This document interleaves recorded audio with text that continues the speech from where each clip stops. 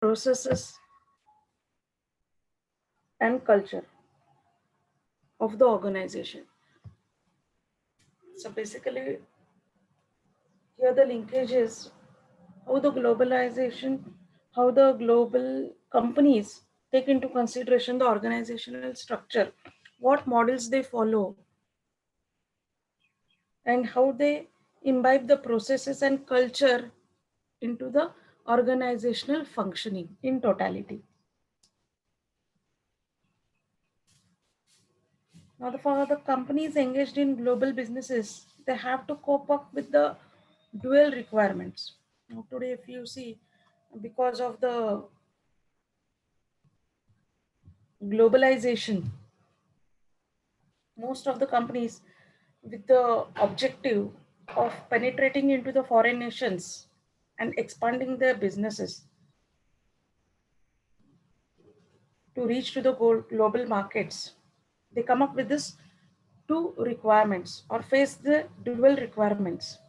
First thing is they need to introduce and leverage their competitive advantages across borders. Now the organizational design demands certain degree of coordination and centralization.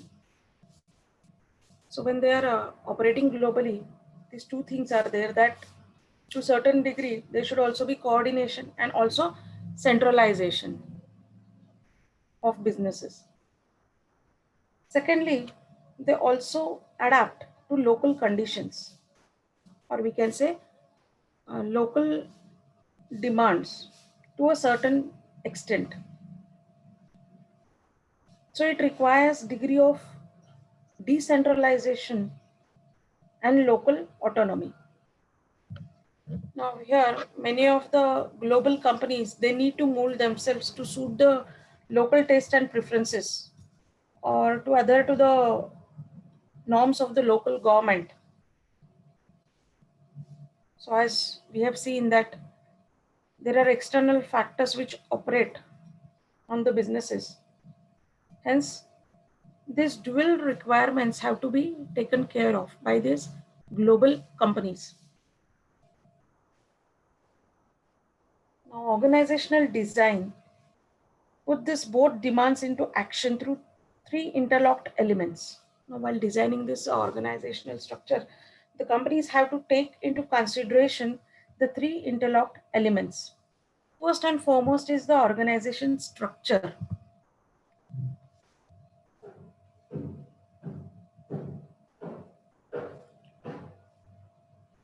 Who should play what role, how the responsibilities and the power should be assigned among these companies, organizational processes, how decisions are made, who should take the decision, the resource allocation commitments,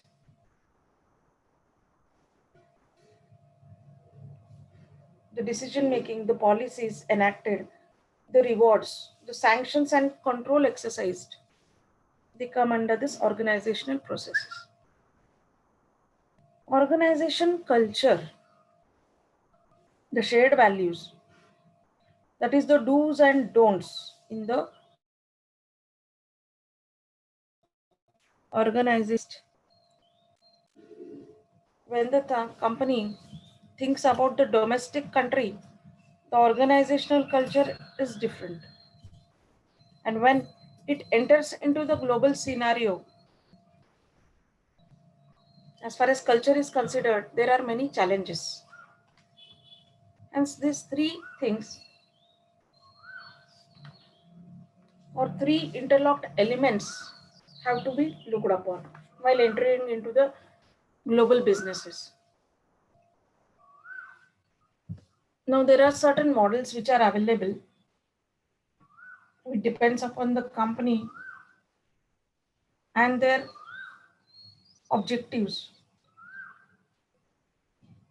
to imbibe a particular model or to frame the structure of a particular model for their organization. Now, the first and foremost is the global functional model.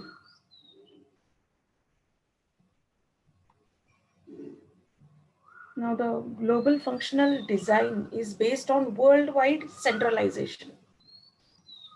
The centralization with reference to decision making, coordination, and control at the levels of key function activities like research and development, the operations, especially where the resources are restricted, and the marketing operations. All these are centralized, they follow a centralized pattern. There is no scope of any leverage or autonomy to be given with respect to these entities entering into the foreign nations. Here, all the strategic and operational policies are made at headquarter level. So we can say it's a type of bureaucratic style of management here. All the decisions are taken at the headquarter level. That is the parent company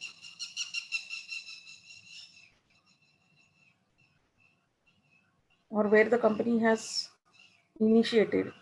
That nation becomes the headquarters. And they take all the decisions with reference to this global operations in terms of strategic decisions as well as operational functions. Now, as far as legal matters are considered, or looking at the political scenario, individual subsidiaries head take care of it. But the final decisions with reference to products, production operations, allocation of resources, financial management, marketing, etc., rests with this centralized headquarter who looks into the matter. The functional managers every now and then have to depend on this corporate office to get a go ahead in any decision making criteria. The functional managers follow instructions from corporate vice president or the director in charge of this corporate office.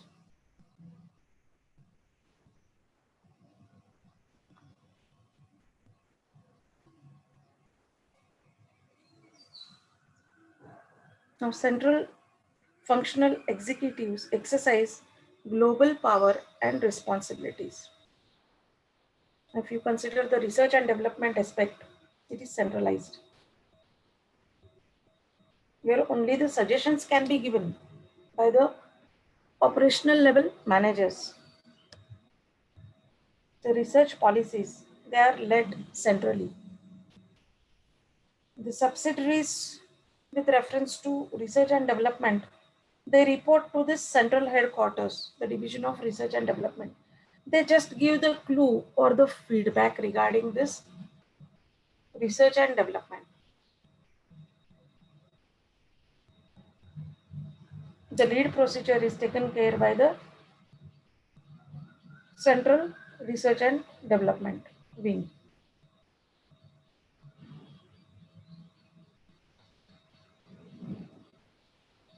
Even the financial budgets are decided centrally. Now we are based upon the revenue generation. Now this revenue generation depends upon the economies of scale achieved in different nations as well as the environmental part.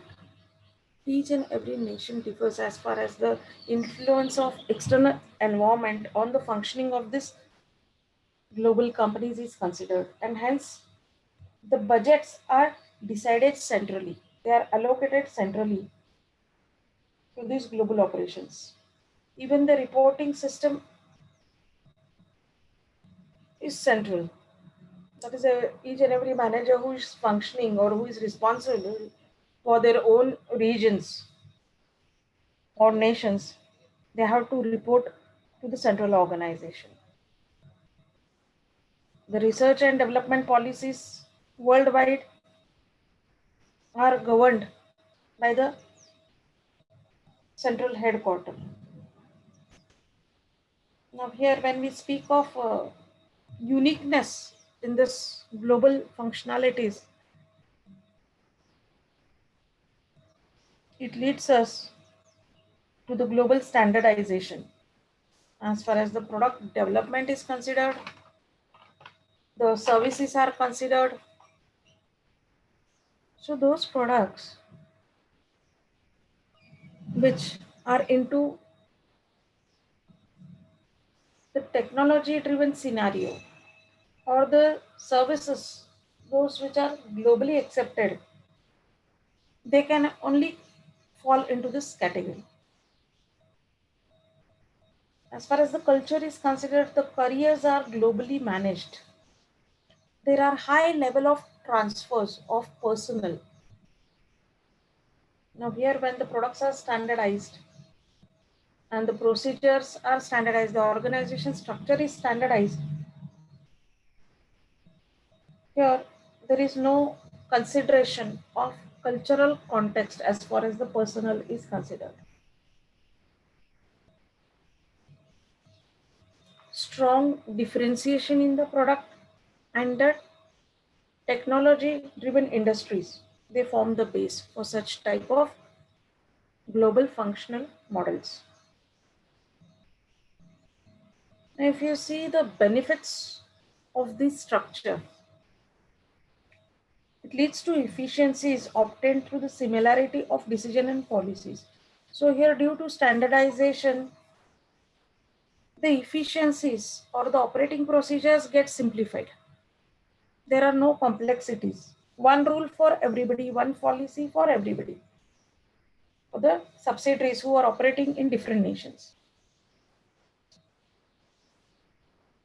there are no variations or no leverage is given to the individual executive functional managers.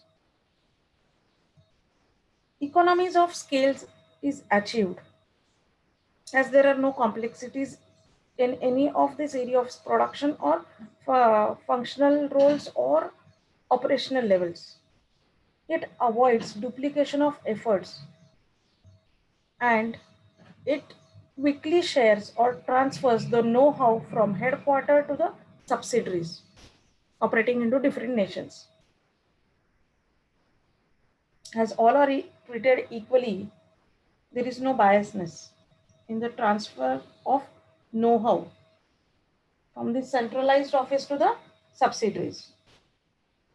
Now here, one basic requirement is the products or services should be standardized. There is no much scope of molding of policies, procedures, products, or strategies.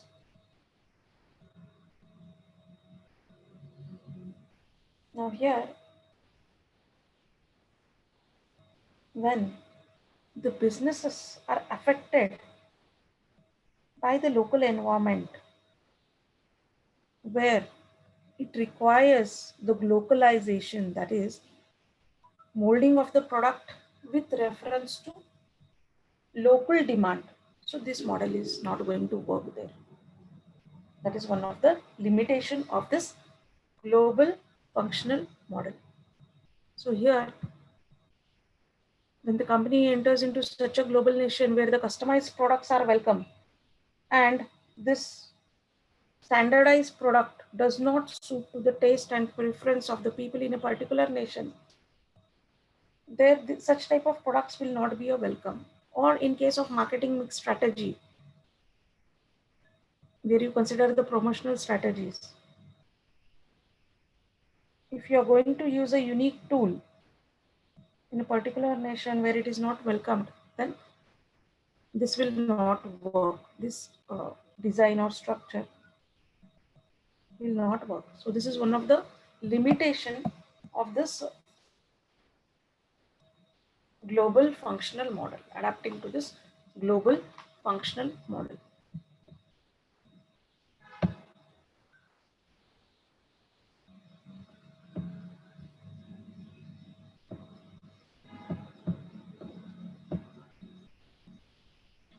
Now the second one is the geographic model. So the first one, we spoke about the global model.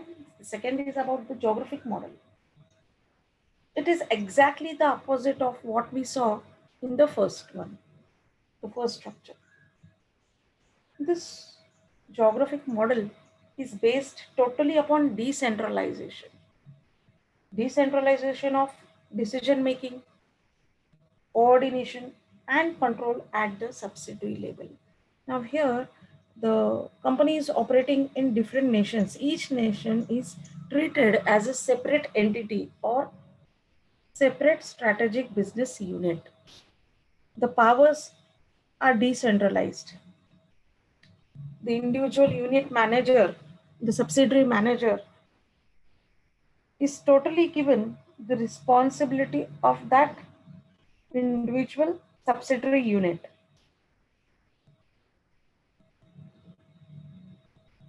The relationships is of the sort of dotted line relationships.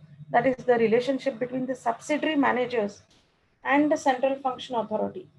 There is a thin line. They don't intermingle much unless and until there are conflict of objectives. Though the policies are set by the parent company or the parent nation, the headquarters, they have their own structures. But still, here, the regional subsidiary managers are given the responsibilities and the autonomy to mold the policies structure according to the local requirement of that nation.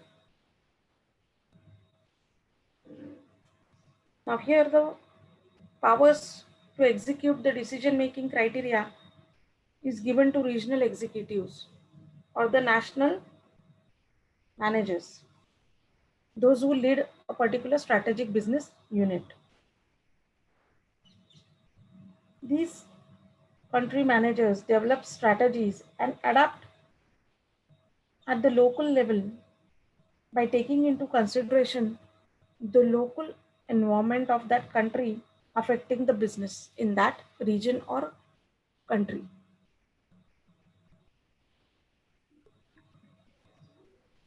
So here, the regional subsidiaries or the countries have strategic and operational responsibilities on their shoulders. They are responsible for the functioning of the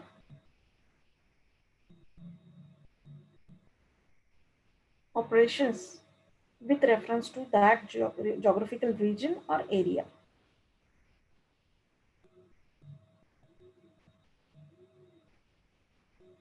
Now here, with reference to research and development, if this particular subsidiary unit proposes the innovation, it can just propose to the central headquarters, but they have no power to impose. It rests on the central headquarters to decide. Apart from this adaptation to the local needs, the local operations, the marketing mix with reference to local requirements, everything is taken care by this subsidiary unit, the managers of this subsidiary unit. Now here, apart from budgets, the individual subsidiary, based upon its self-interest, is self-reliant to create its own opportunities as well as revenue generation.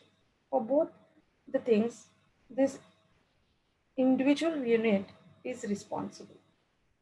Since the managers are given the autonomy or the freedom or leverage to take their own decisions, their basic aim or objective is whatever decisions these region managers they take, the output should be to penetrate into the market as well as generate the profits or revenues.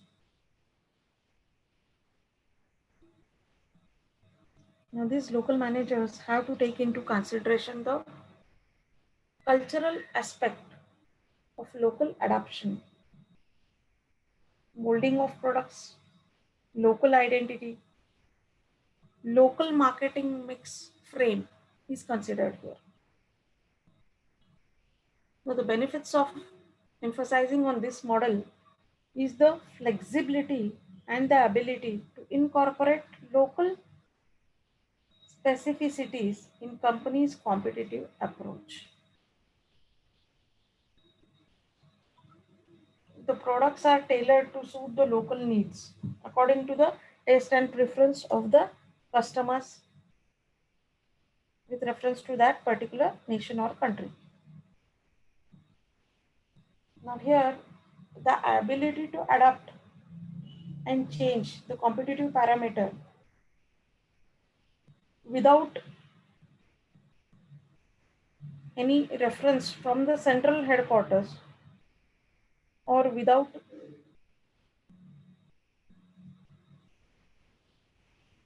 affecting the operations of the central headquarters is a challenge for this managers, those who are responsible for the well-being of that particular strategic business units. Now, since these managers are responsible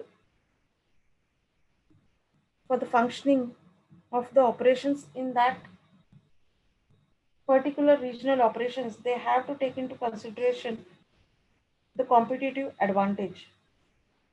That is, better opportunities. They should be able to capture better opportunities as they are given the leverage of molding the products to the local taste and preference. Now, if we consider the industries which are into traditionally into the foods sector, the cosmetic sector, personalized services. So those companies which are into this areas, for them this model works well. The only limitation is when the customers need global touch to the product or to the operations. When they compare the standards with the global companies, for many customers, being a part of the global companies is a matter of pride. So in this case, this model becomes a limitation.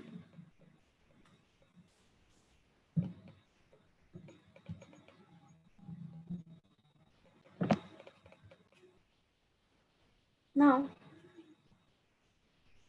the next one is the single matrix model.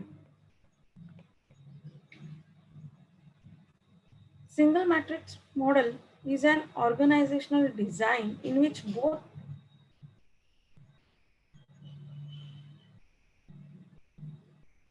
functions and geography are given equal power and responsibilities. Here, the allocation of resources, the research and development, the financial budgets, they are shared. The executive power is also shared in between both of these.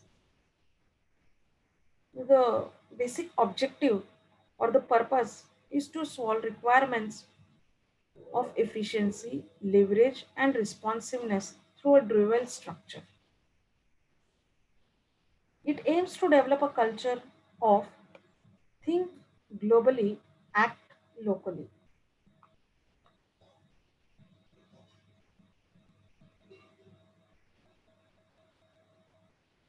Now here, both the functionalities and the countries are given equal power and responsibilities as far as the structure is considered. When we take into consideration the processes, the global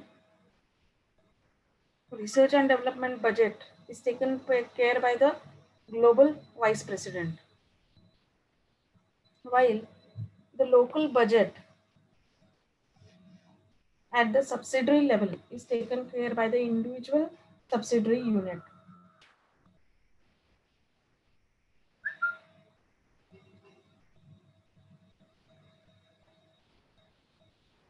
The culture reflects the dual identity, dual identity on the global side as well as the local side. It believes in the mantra of think global, act local. So many of the companies are today using this type of model. They take into consideration the local operating procedures.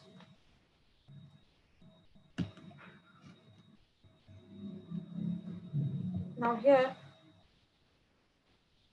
no doubt, there is standardization at the headquarter level about the financial allocations, about the global marketing plan. But when it comes to individual subsidiaries, the subunit managers are prepared with the local marketing plan, the research and development, their budget allocations, and the allocation of resources according to their need and requirement.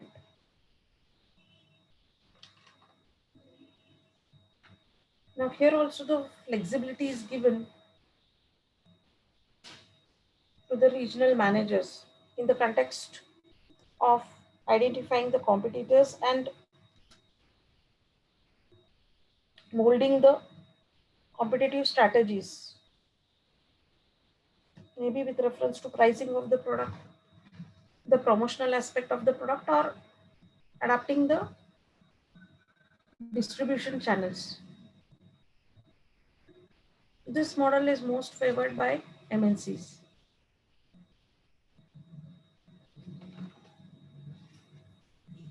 Now, here the processes are within the divisions and the careers and identity is within the divisions.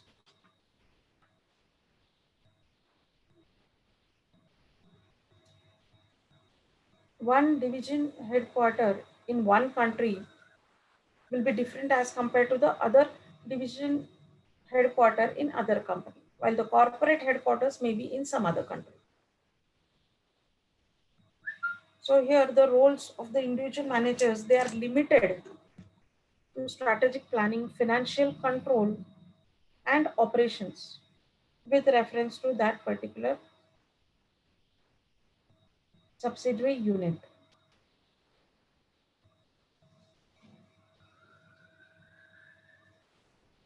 The leverages to each division is given as far as adaptation to competitive context of each business is considered. Now, this method provides for global efficiency and coordination. It believes that each and every nation is unique and the environmental factors vary from one nation to other nation. Hence, the subunit manager has to cope up with these environmental factors and then run the show of business. When a customer demand is very much strong, the coordination among businesses have to be taken care of. Now, if no organization mechanism compensates for the autonomy of product divisions, there is a risk of duplication of commercial efforts. For example, if the intermediary approach by a salesperson coming from different divisions of the same company. So here many a times it is expected that there should be coordination between these divisions.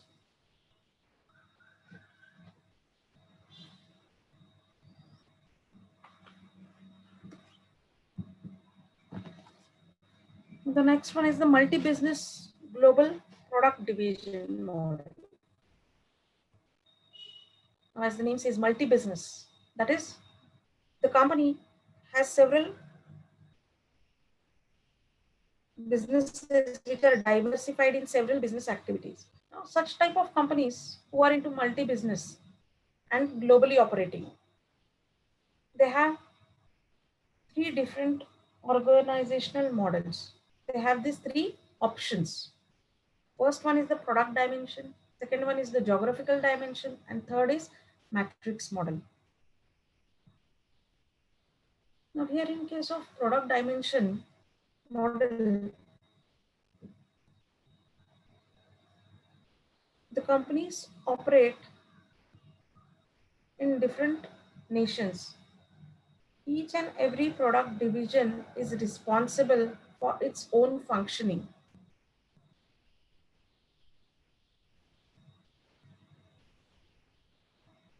Now, here the global strategies and operations are standardized, but with reference to product dimension, individual subunit, the manager has the power and responsibilities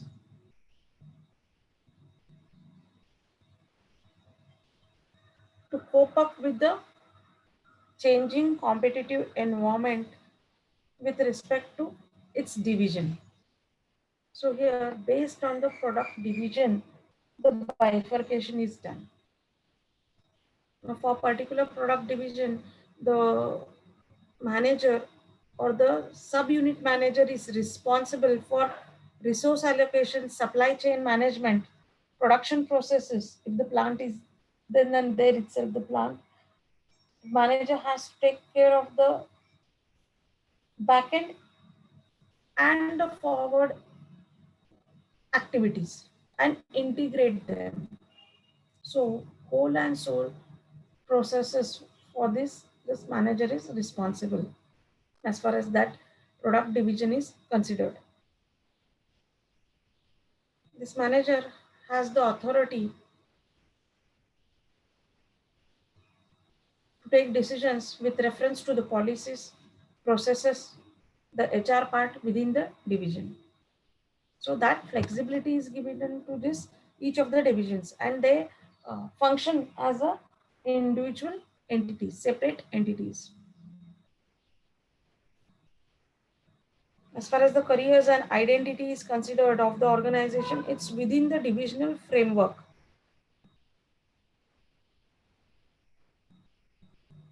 So as the powers are given, so comes the responsibility. So for a particular division, product division, the sub-unit manager is responsible for its revenues as well as its losses.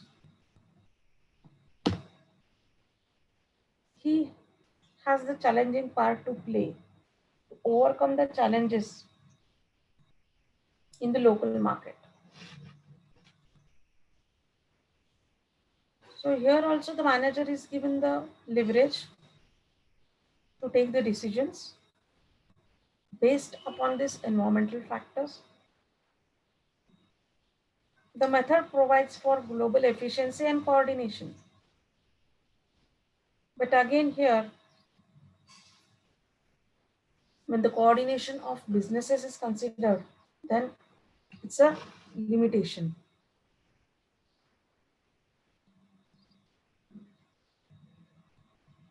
When the customer views the businesses in terms of global perspectives,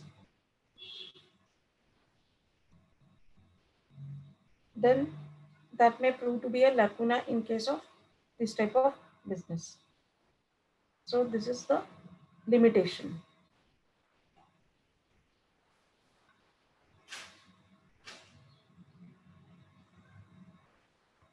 Now here, in this case, when a manager thinks of molding a product suiting to the need of the local customers, in this case, those customers who have the preference towards the globally recognized products or the standardized products. So it becomes challenging for these managers to convince the customers that these products are in line with the standardized global products.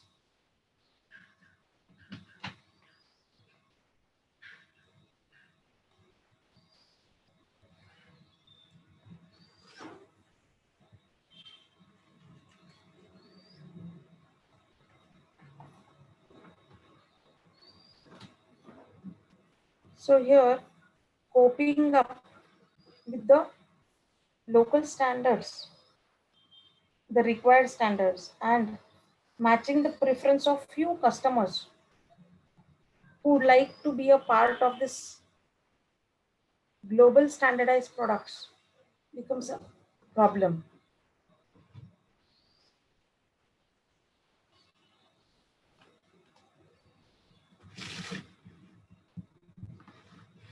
Now the next is the multi-business geographic model.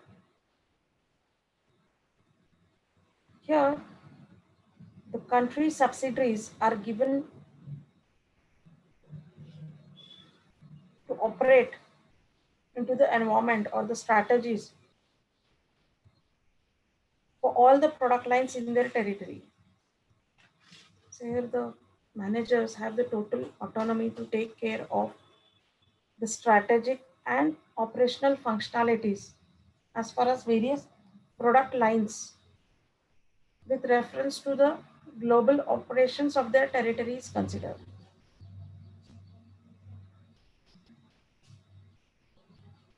Now here the central global functions and the product divisions have a support or dotted line role. They get all the support from these global managers, those who are restricted to the central headquarters. Whatever are the demands from the product divisions, they are taken care of this of the requirements by the global functional managers. These individual country or regional units, strategic units, are treated as profit centers, as different strategic business units and profit centers. They act autonomously on their own. They are responsible for framing their strategies and operational efficiency of their own units. So these country or regional subsidiaries have strong operational responsibilities. The global products or functions have a support role from the headquarters. Adaptation to products or to local conditions is a challenge for these companies. Now for this also, they get all the required support, maybe financial, to improve the R&D part, to improve the operational efficiency. At each and every step, these local subsidiaries operating in a particular nation, they get the support from the centralized headquarters. Here the processes are country specific. They have the country identity and the careers within the country. Here they have their individual processes with reference to that particular strategic business unit.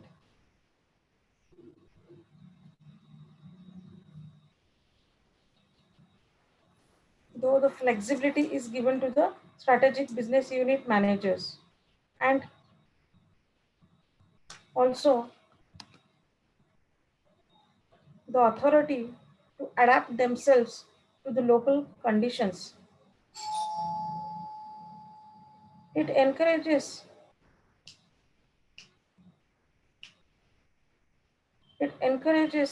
product and investment portfolio at the national level or the country level. So here when these individual subsidiary units get support of the centralized headquarters,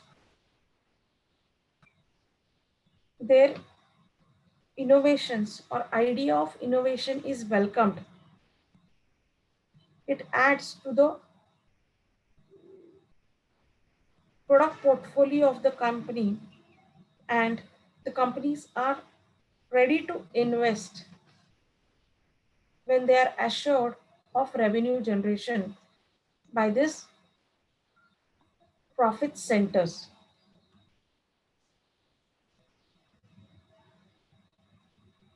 Sub-optimization of resource allocation and delays in product introduction may be the limitation of this model. Getting a go-ahead from the centralized division, the allocation of finance and funds, the research and development may delay the new product introduction in the market.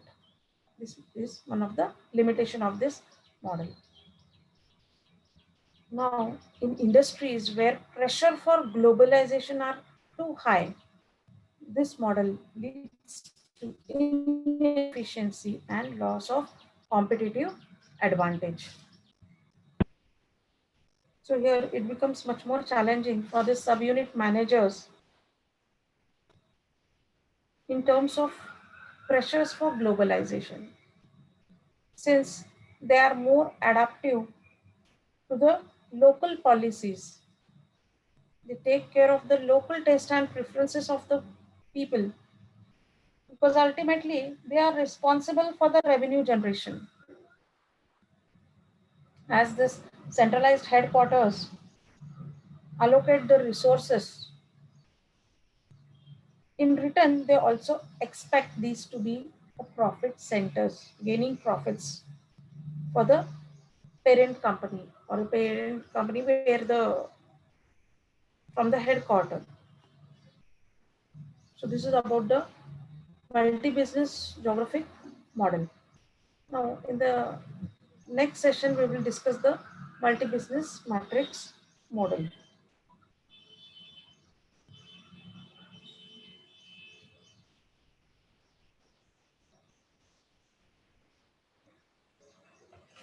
Today we will stop here.